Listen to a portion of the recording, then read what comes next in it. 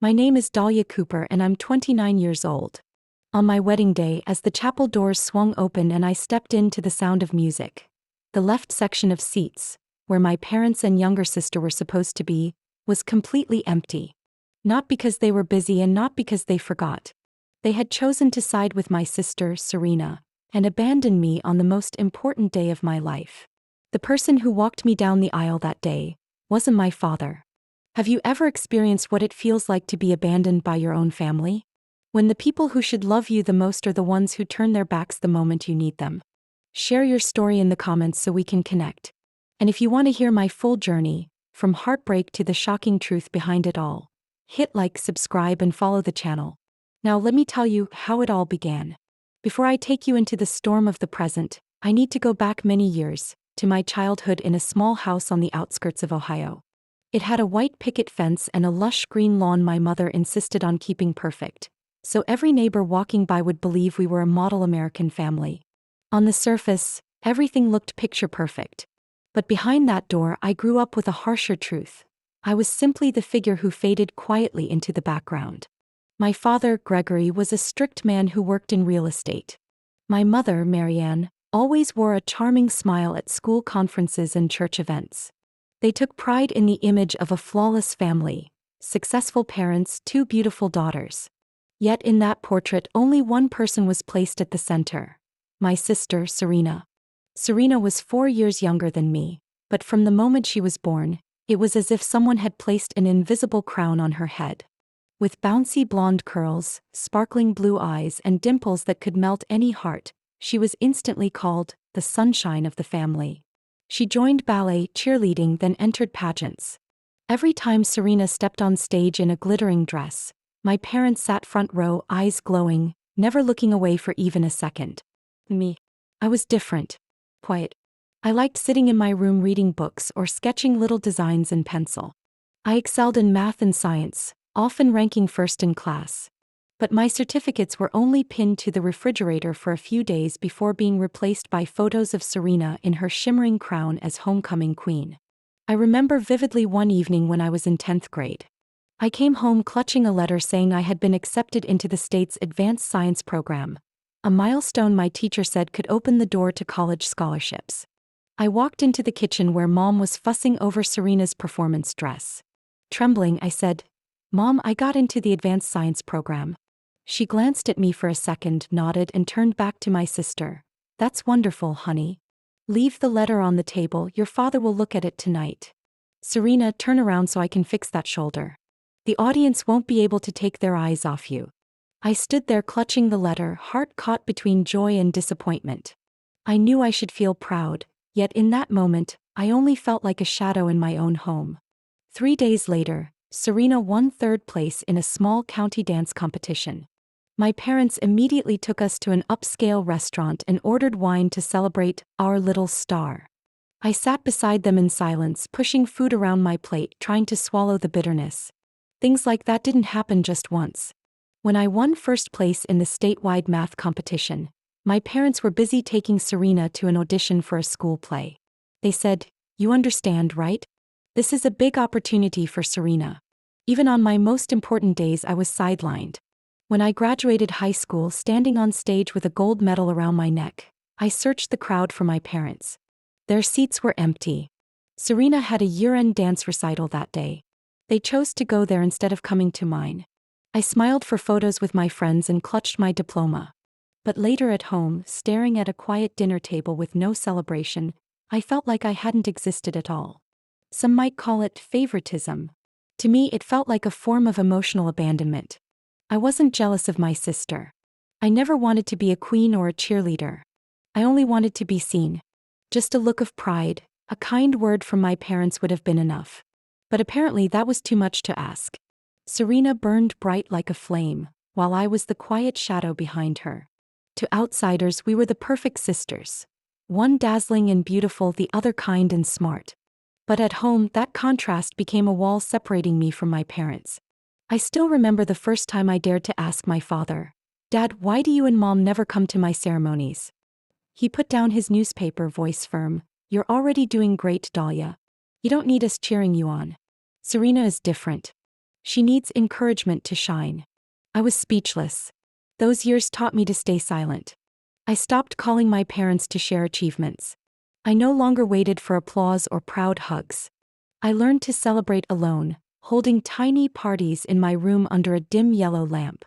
To outsiders, the Coopers looked like the picture of suburban success. Well-dressed parents in church, Serena wearing her crown and glowing smile, and me standing beside them in family photos with a strained smile. No one understood the weight I carried in that quiet. Many nights I lay in bed wondering, if I disappeared, would they even notice? That question haunted my teenage years. At 18, I received the biggest news of my life: a full scholarship to study architecture at a prestigious university in Boston. It was the dream I'd nurtured since I was a child, sketching houses with worn-down pencils. This scholarship didn't cover tuition. It opened the door to my future career. Heart-pounding, I ran home to tell my parents. Mom glanced, nodded, then quickly turned back to Serena, who was trying on a gown for the Miss Ohio pageant. She said, "That's wonderful, Dahlia. But the scholarship only covers tuition, right? What about living expenses and travel? I'll still need help with monthly costs. I was hoping you could support me at least for the first year." Dad set down his coffee cup, speaking calmly. "Serena is at a critical stage. She needs training, coaches, investment if she's going to go far. You're already doing great. You don't need anyone backing you up." His words felt like a cold blade. I swallowed hard. In that moment, I understood. No matter how much I achieved, I would never be a priority. I wasn't seen as an investment. I was the one expected to manage on my own. A week later, I packed my bags. One old suitcase, a few sets of clothes, and a little money from part-time work. As I pulled the suitcase toward the door, Mom said, "If you're leaving, remember to keep up our family image. Don't let the neighbors think we're having issues." I pressed my lips together and said nothing. In my heart, whatever bond one had with that house had long been broken. College was both brutal and liberating. I worked at a coffee shop, the library, even took freelance sketch jobs for small magazines just to afford rent. Some nights I was so exhausted I fell asleep at my drafting table, but when I woke up I reminded myself, at least I'm living for me, not as someone else's background. Slowly my talent was recognized. My professor encouraged me to submit work to international architecture competitions. I won awards, received an internship at a major interior design firm in New York, and later returned to Boston to start my own practice. Clients came in steadily, from affluent families to well-known entrepreneurs. I became the woman I had always imagined, a successful interior designer standing on her own 2 feet. Meanwhile, Serena, the shining star of the family, began to stumble. She competed twice for Miss Ohio and failed to make the final round both times. She tried advertising, but no company signed her for long. Each of Serena's failures became a storm in the Cooper household. My parents called me not to check on me but to complain, "Serena is under so much pressure. What are we going to do?" Never once did they ask, "How are you doing, Dahlia?" I let out a bitter smile.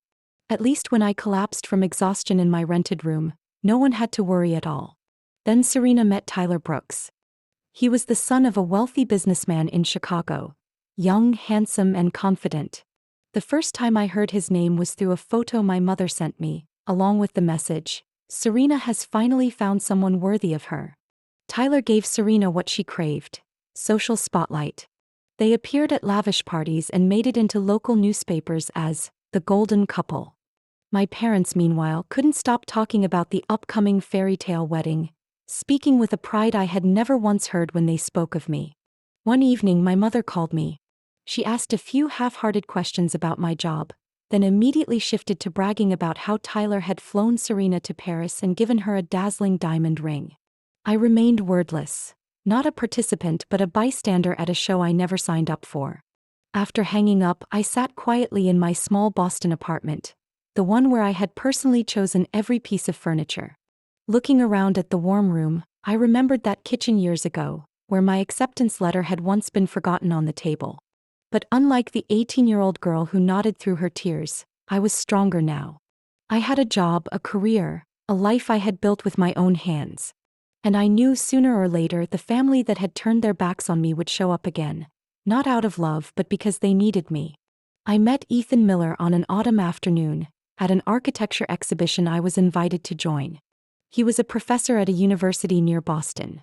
Tall, calm, with warm brown eyes and a way of speaking that made you feel truly listened to. At first, I thought he was too proper to ever take interest in me. But the more we talked, the more I sensed genuine care in every glance, every word. Ethan wasn't like the men I had briefly met at work events. He wasn't dazzled by surface glamour. He was actually interested in my sketches and the stories behind my journey toward independence. For the first time in my life, I felt seen, not as Serena's sister, not as a shadow on the sidelines, but as myself. We started dating. First coffee after work, then short weekend trips. Ethan was steady, occasionally surprising me with a quiet sense of humor. He understood when to step back so I could exhale, and when to step in so I wouldn't drown in my deadlines. After a year, I realized I was learning to trust again, maybe even dare to dream of a home. Then one night, after a simple dinner at my place, Ethan pulled a small box from his pocket. "Dahlia, you've been alone for so long.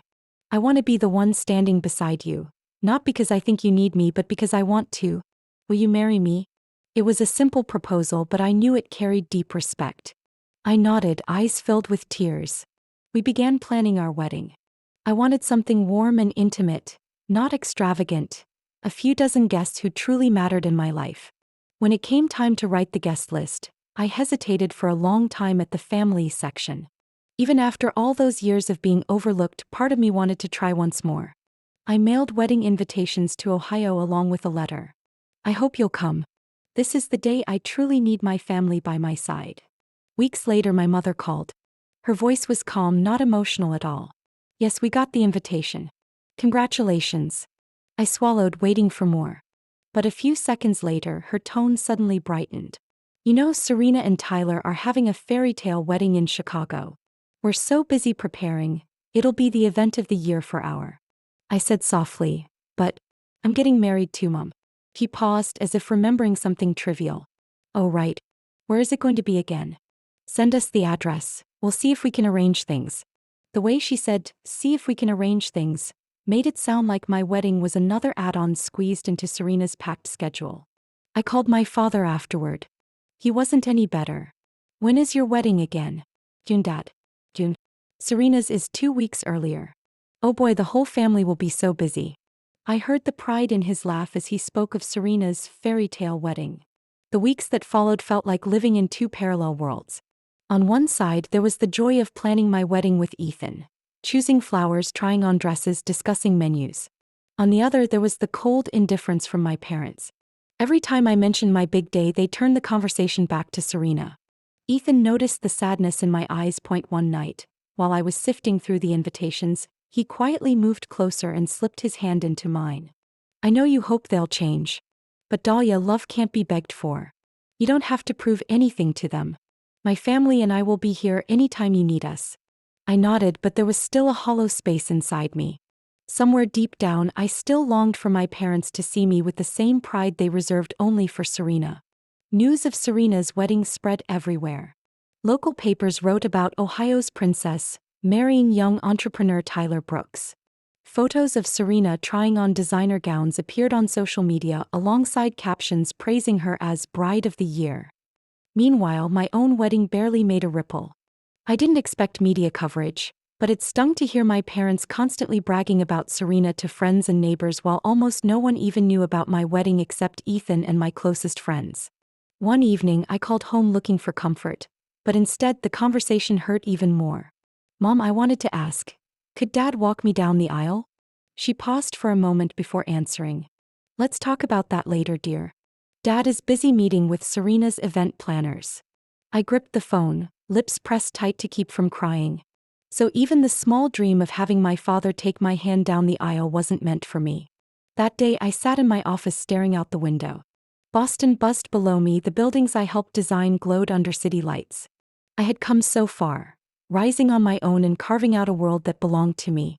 Yet somehow, even now, my own blood family still saw me as someone who lived on the sidelines. I closed my eyes and took a deep breath.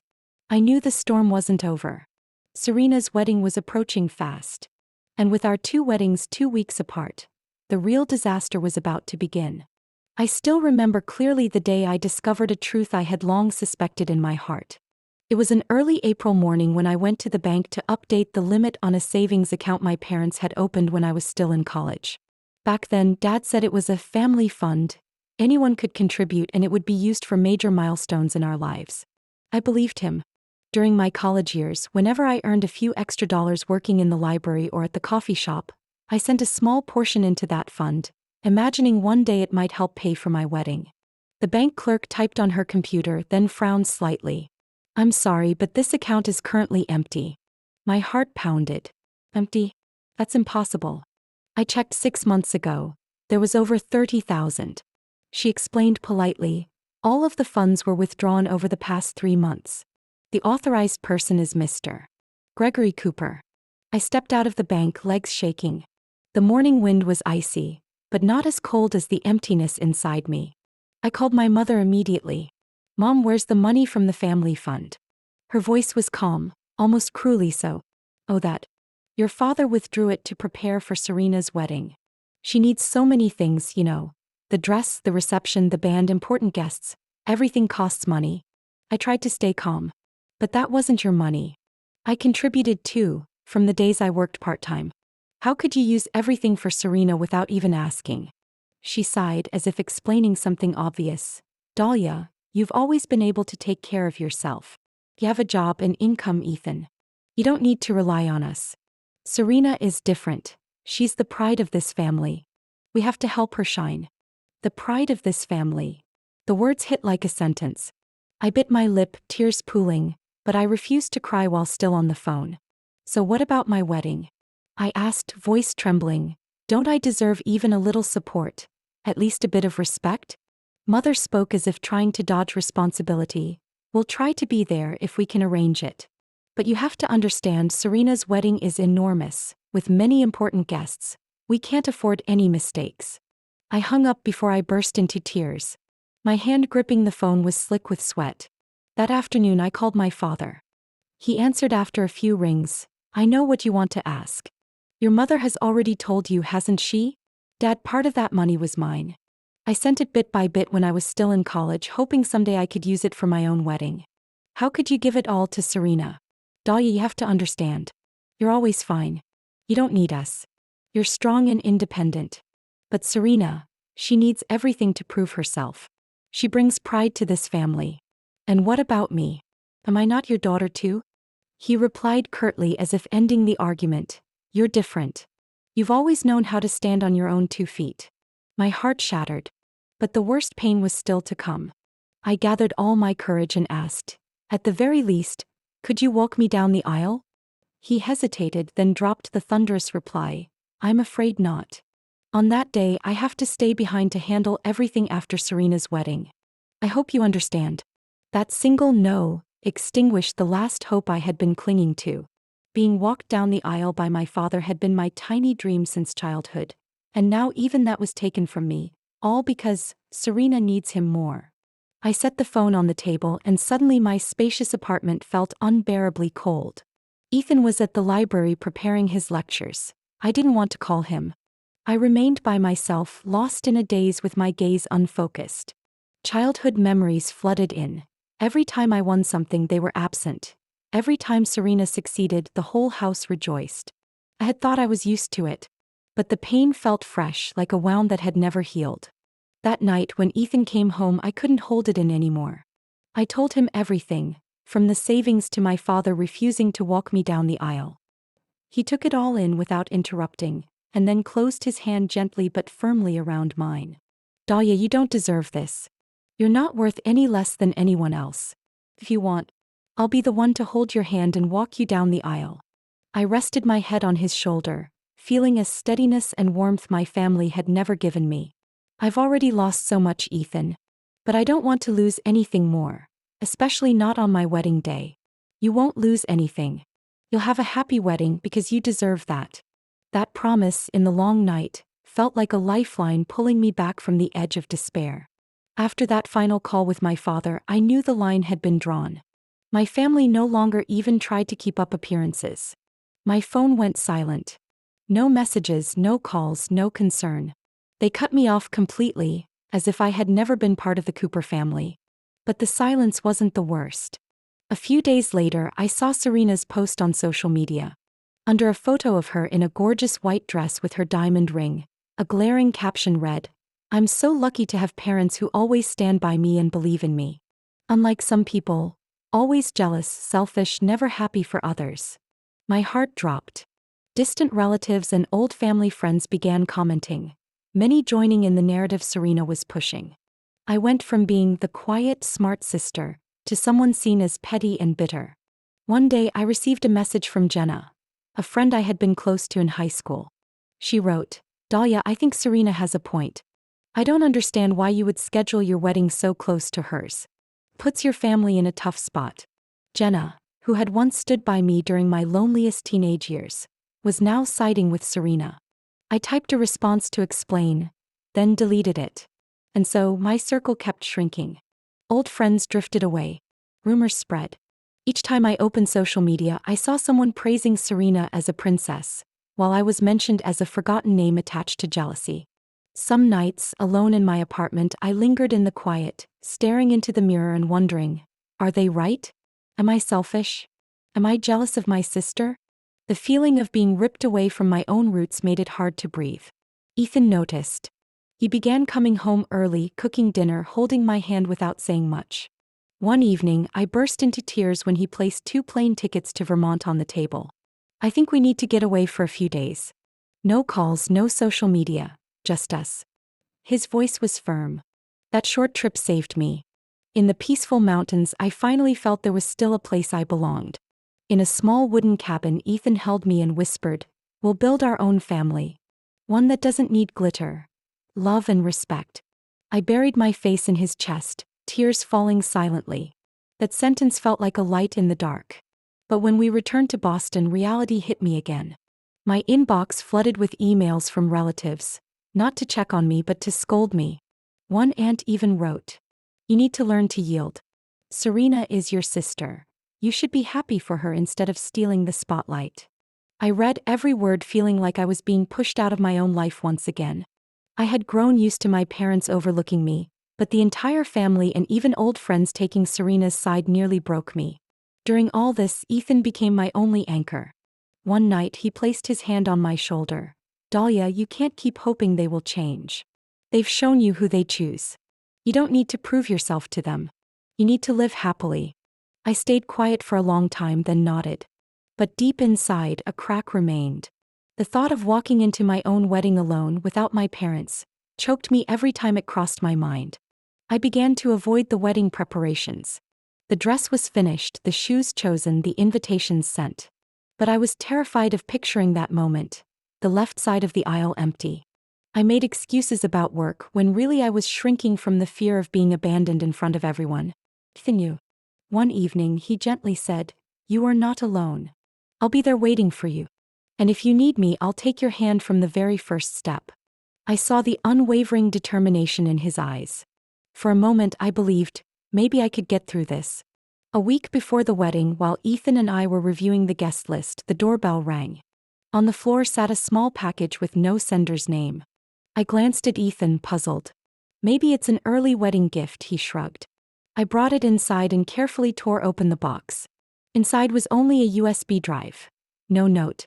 Curious, I plugged it into my computer. One folder appeared containing a single audio file. I pressed play. A familiar laugh echoed from the speakers. "Serena. Tyler, do you get it? This wedding isn't mine. It's my chance to crush Dahlia. When our parents abandon her, when the whole family sides with me, who will care about that failed bride?" My heart twisted. I heard her smug laugh, dripping with triumph. Tyler spoke next, hesitating. "Serena, do you really need to go that far? Dahlia's your sister. She always thinks she's smarter, always acts superior. But look, even on her wedding day, our own parents picked me." I stopped the recording, my hands trembling. The room spun around me, the faint music from a cafe downstairs drifting in. Ethan placed a worried hand on my shoulder. "What is it, Dahlia?" I let him listen. When the audio ended, his face darkened. His eyes flashed with a fury I had never seen in him. "That was your sister?" he whispered as if still doubting. After years of making excuses for her, I had tried to believe Serena was careless. Not cruel. Now it was clear, she wanted to destroy me. That afternoon I was in the living room when my phone began to ring. An unfamiliar number. I answered. A soft female voice came through. Dahlia, this is Ava. You probably don't remember me. I used to be Serena's assistant. I frowned, a vague memory resurfacing. A brown-haired girl who often carried Serena's bags at events. I replied, I remember vaguely. Why are you calling me? I'm the one who sent you the package. Serena doesn't mistreat her sister. She treated me horribly too, even smeared my name to cover her mistakes. Once I realized she was plotting to humiliate you on your wedding day, I couldn't stay quiet anymore. Thank you, Ava. Thank you for speaking up. She continued, Dahlia, I have more. I kept emails and messages Serena sent your parents, deliberately lying that you didn't want them at your wedding. I held on to them because I had a feeling they'd be needed one day. Hearing that, my blood began to boil. The cold silences, the sudden distance, my father's firm refusal. Everything now made sense. Serena wasn't the favored one. She had actively smeared me, erasing every chance I had to be surrounded by family. Ava, would you be willing to meet me? Of course. I'll bring everything. You are not alone. The next day I met Ava at a quiet cafe in downtown Boston. She arrived in a simple gray sweater, looking tired but determined. She placed a stack of printed emails in front of me. Serena told your parents you wanted a private wedding and didn't need them there. She even fabricated fake text messages to send as proof. I turned page after page, my palms growing cold. The false words, under my name, painted me as a heartless daughter. Ava looked at me and softly said, I said nothing for far too long, Dahlia. But watching her take pleasure in hurting her own sister, I couldn't stand it anymore. Ethan told Ava, you did the right thing. From now on we'll protect the rest of the truth. Ava gave a sad smile. I hope you find happiness, Dahlia. No matter what happens, don't let Serena steal your day. That night I lay wide awake staring at the ceiling. Serena's triumphant laugh echoed in my head. Her words, this wedding will crush Dahlia, hit like a hammer. Ethan turned toward me, gently brushing my hair back. You have a choice. Stay silent and let her think she won. Or stand up and defend the truth. I can't let her destroy anything more. On the wedding day, I woke up in a small room filled with warm golden light. My heart pounded, not from nerves but from a quiet sadness. I knew for certain my parents wouldn't come. And Serena definitely wouldn't. But I wouldn't allow that to ruin this day. When the moment came and the music began, I stood behind the large wooden door to the aisle. The soft murmur of guests reached my ears, my pulse quickened. I took a deep breath, ready to step forward, when suddenly a firm hand rested on my shoulder. I spun around to find Robert Miller, Ethan's father, standing there, his gaze stern yet full of warmth. If your own father can't see your worth, I'll be the father you deserve. I froze, eyes brimming. My heart burst with gratitude for his simple sincerity. Thank you, sir. He held out his hand. I placed mine in his and it felt like a bridge forming, filling a lifelong void in my heart. When the doors opened and light poured in, we walked together down a path of white petals. All eyes turned toward me, but I no longer felt alone. Whispers spread. Some guests were surprised not to see my parents, but most focused on Robert proudly holding my hand, as if he were truly giving his daughter away. Eyes shimmered with tears. A few guests quietly wiped their cheeks.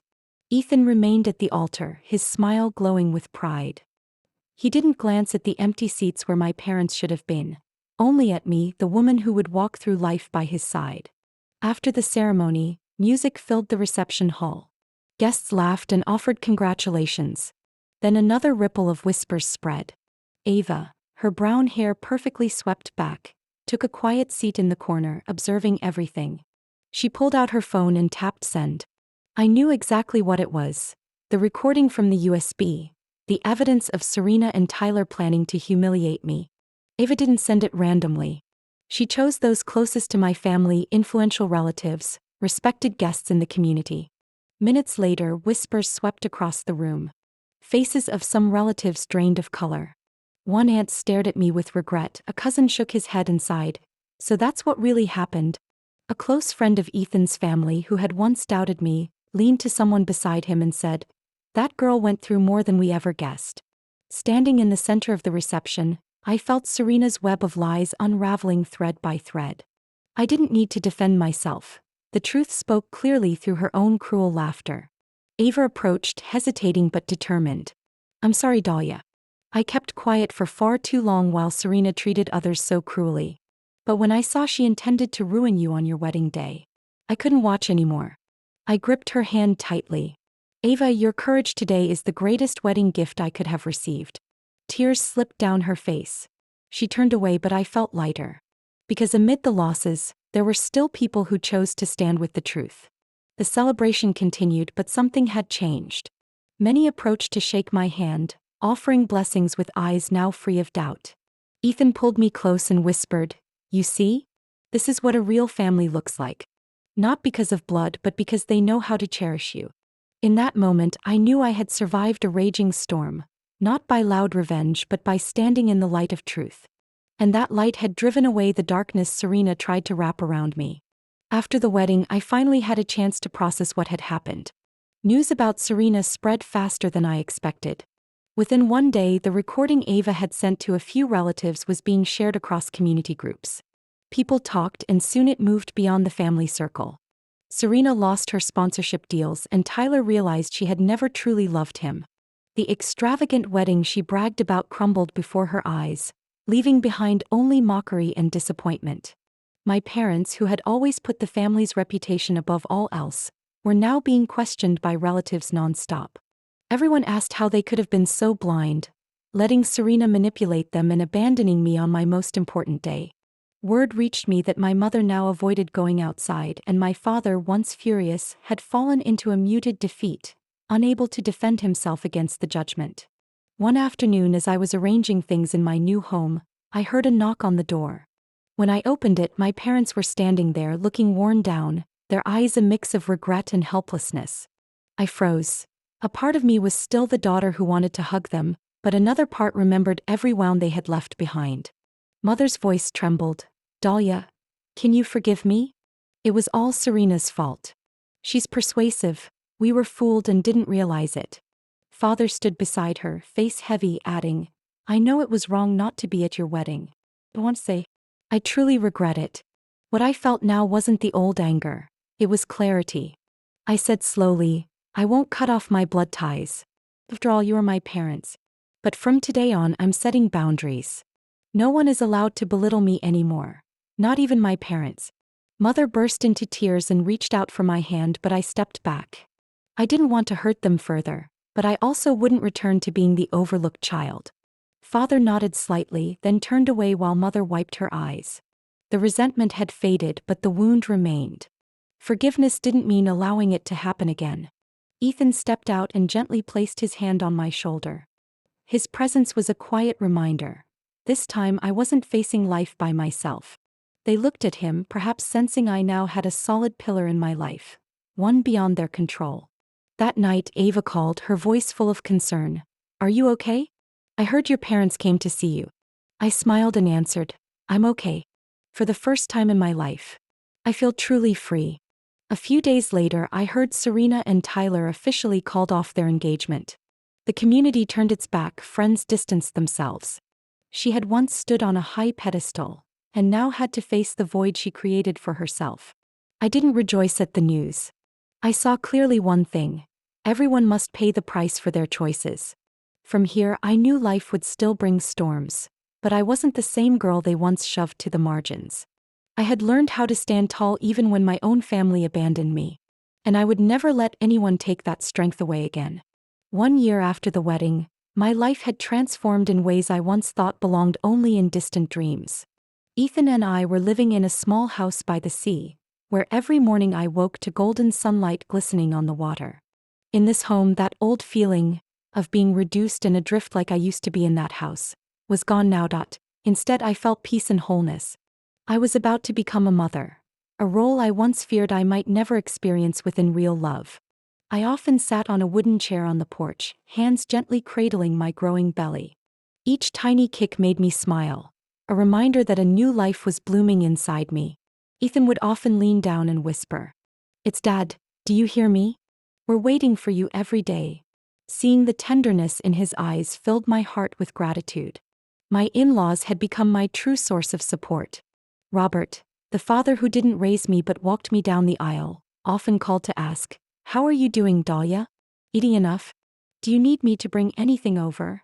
Every time I heard his voice, a warmth spread through me, so different from the cold distance I once felt from my own father. Ethan's mother frequently stopped by carrying bowls of hot soup, saying, "Pregnant women need care. Don't be shy, let me take care of you." I looked at her, eyes misting, and thought, family doesn't always mean blood. Sometimes, family is made of those who choose to love and protect you with everything they have. As for Serena, my sister, after that shocking downfall, she vanished from the spotlight. The praise and lavish sponsorships that once lifted her high now turned away so quickly she had no chance to recover. I heard she moved to another city, starting over with an ordinary job far from the stage lights. Sometimes I thought about her, not with the old anger but with a quiet sadness and regret. But that was the path she chose, I couldn't walk it for her. My parents were still in the process of mending things. After everything, they began reaching out, sending messages asking about my health. Once my mother came over, sat silently for a long time, then finally said, "I don't expect you to forgive me immediately, but I want to be able to see you and my grandchild." I listened, my heart tightening, but calmly replied, "I won't cut blood ties. But I will keep my distance. I'm no longer a child anyone can belittle." Her eyes softened, part regret, part acceptance. I understood that healing takes time, and I had learned not to rush. One afternoon as the sun set, I stood alone by the shore. Waves lapped against the sand and the salty wind blew through my hair. Placing a hand over my belly where my baby was stirring, I whispered, "I lost a family on my wedding day, but found another one. Sometimes to begin we must learn to let go." In that moment I had stopped being the girl left out at the table or ushered to the edges of the house I grew up in. I was a grown woman about to be a mother who had found her place in the world. When I turned back, I saw Ethan walking toward me holding a light shawl. He draped it gently over my shoulders, his voice soft. "It's starting to get chilly, our baby, and you need to stay warm." I smiled and leaned into him. With the sound of waves in the background, I knew I wasn't walking this path by myself anymore. And that is my journey. A girl who seemed to lose everything on her wedding day, yet found a true family among those who cherished her. Each of us may face moments where we must choose. Hold on to the past though it hurts, or bravely let go to open a new door. I chose the second path, and it led me to a life I once never dared to dream of. What do you think of this story? If you were in my place, would you forgive and return, or keep your distance to protect yourself? Share your thoughts in the comments, because sometimes your words might reach someone going through the very same thing. And if you want to continue hearing real-life stories filled with emotion, about family, love, and unforgettable lessons, follow the channel. I promise there are many more stories to come, so that each of us can find a little strength and a little peace of our own.